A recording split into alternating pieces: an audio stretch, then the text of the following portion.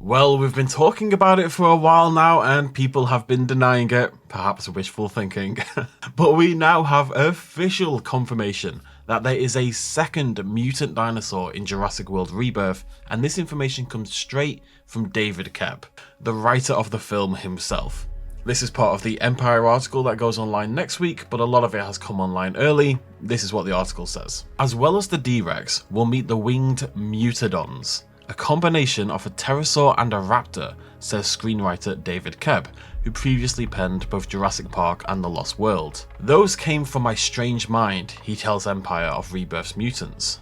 We saw in some of the previous Jurassic World movies that their experiments made dinosaurs bigger, meaner, scarier, and it occurred to me and Steven Spielberg that those can't all have gone well. Sometimes life shouldn't have found a way. Now, very briefly, when David Koepp says those came from my strange mind, it made me instantly think of that meme where someone posts like a dark Sonic or something. It's like, people don't understand the depths of my mind. It's very crazy girl with bag of chips on her head, but whatever. The pertinent point is that not only do we have confirmation that there's a second mutant, but we actually have a name for it as well. The Mutadon, a mutated Tyrannodon. You know, it's a mutated Pteranodon. I don't totally know how I feel about this. I mean, I've known about this for a while. I've kind of come to terms with it, but given Steven Spielberg is involved again in this one, you know, David has just mentioned him in this interview, and Steven Spielberg was involved in Jurassic Park 4 and that doomed sales script, it feels like this weird mutant dinosaur thing is something that Spielberg's been pushing for a really long time. You know, we had mutants in the comics as well back in the 90s. This is something that the franchise has been pushing back for a while now. I will say a one-off mutant, if all we had was the D-Rex, it maybe doesn't entirely sell that in-gen messing around with science they don't understand vibe that the film is likely going for. And it does make sense for there to be smaller antagonistic dinosaurs to help bridge the gap to the D-Rex. But I'm growing more worried with time that there's simply too many dinosaurs in this film. We're already hearing that the Velociraptors are going to be scarcely involved, and I suspect the Tyrannosaurus Rex will be contained probably only to that river rapid scene. But anyway, for now, we shall trust, we shall move.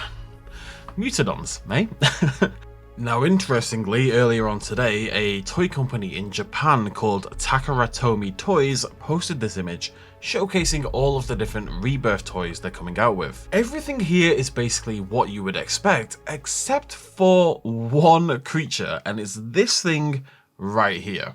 I thought this could be the Mutadon. I thought maybe it's just I mean, it looks like a Ramparhynchus, but maybe it's a pterosaur with just a couple hints in there of Velociraptor. More aggressive, more teeth, more lethality, but looks somewhat like a standard pterosaur. That's going to be a theory that's bandied around a lot. I just want to confirm this is indeed a Ramparhynchus. If you go on the website and you translate from Japanese into English, it says Ramparhynchus. That is what this creature is. Which makes sense, because it does look like a Ramparhynchus.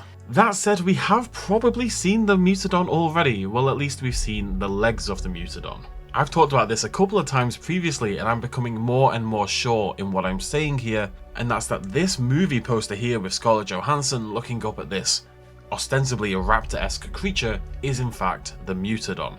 Between the bulge on the leg, the sickle claw in entirely the wrong place, and then in particular these kind of bumps and pustules and these sections that really do look like genetic abnormalities, this is telling me that this is almost certainly the Mutadon.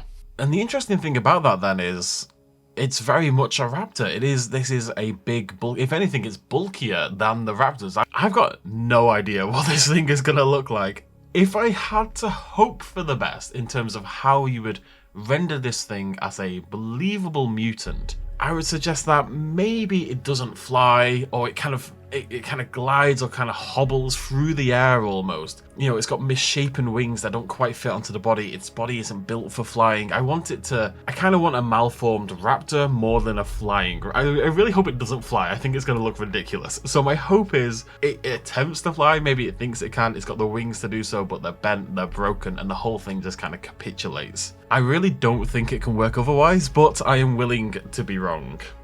I'm not that willing, but we'll see how it goes. The other question is, of course, why does this thing exist in the first place? Firstly, that they purposefully, for some reason, wanted to create a hyper-aggressive, long-toothed, lethal version of a pterosaur. I can only imagine you would do that for nefarious dinosaurs as weapons purposes, but I'm really tired of that storyline, so I'm hoping that isn't the case. I think it's more likely this, and that's simply that it's a mistake. A spill occurred, a miscalculation, a tainted original sample, or, a suggestion I saw, a mosquito that they pulled the blood sample from had drank the blood of both a pterosaur and a velociraptor. Scientifically rigorous? Not by a million miles. But look at what we're talking about here. In other news, it seems a lot of this Empire article, scheduled for next week, meaning the trailer, likely coming next week as well, has come online early. We've got a bunch of new stills and screen grabs, including this shot of Gareth on set with this absolutely mammoth corpse of a Parasaurolophus. This is of course the same para we've seen that decapitated head off about 500 times by now, and something has been gorging on this thing. I suspect maybe Tyrannosaurus Rex, given the nearby river, but if nothing else, it's nice that we have a real-world, fully formed corpse. There's inevitably going to probably be a little bit of CGI laid over the top, but it's not bad. I still like seeing real, actual models being used.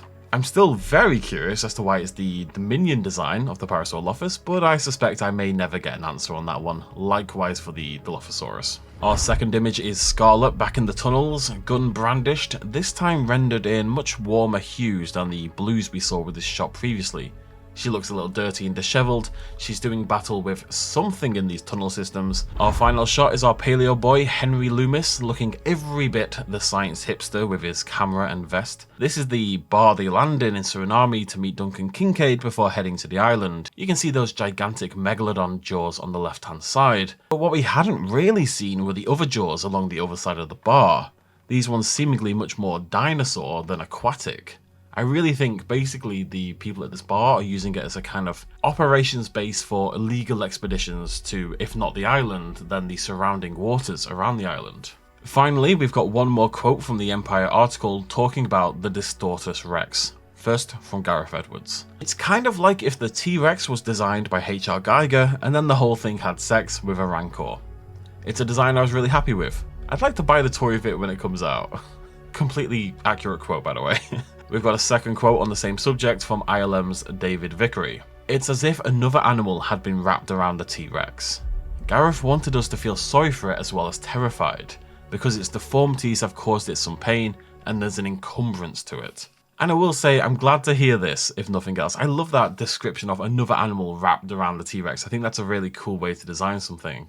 And I've been hoping since the first reveal of the D-Rex that it would be framed at least somewhat sympathetically. This is clearly a beast that's suffering with this bloated head and the misshapen limbs. It should be angry and lashing out because of how it's been mistreated.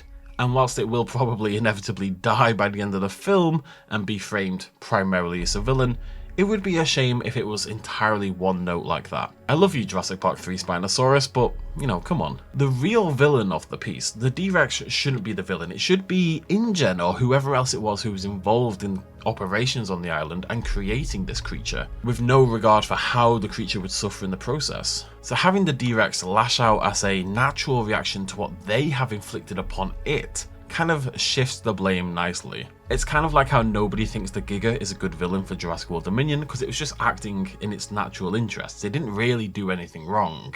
How do you feel about the Mutodons? I'd love to hear your thoughts and comments. Hope you all have a lovely weekend, and we'll be back with some gameplay soon. There's been a lot of Rebirth. There will be games, but you know, it's a big time for the film, so lots to talk about. Thank you so much for joining me. I will see you lovely folks very soon. Cheers much love as always. Bye-bye.